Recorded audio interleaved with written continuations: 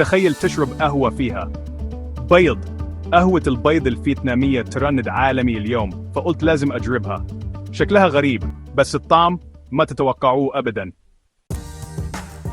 نحتاج صفار بيضة واحدة، ملعقتين كبار حليب مكثف محلى، شوت إسبرسو أو قهوة تركية قوية، رشة فانيليا أو قرفة اختياري.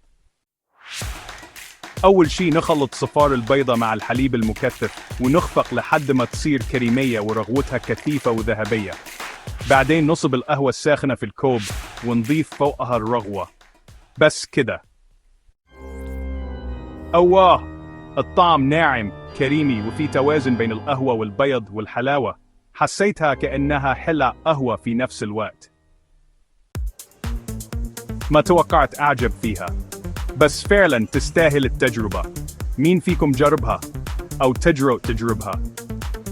اكتبوا لي في التعليقات تجربوا وصفات قهوة ترند كمان، ولا نرجع للحلا؟ ولا تنسوا اللايك والاشتراك إذا عجبتكم المغامرة.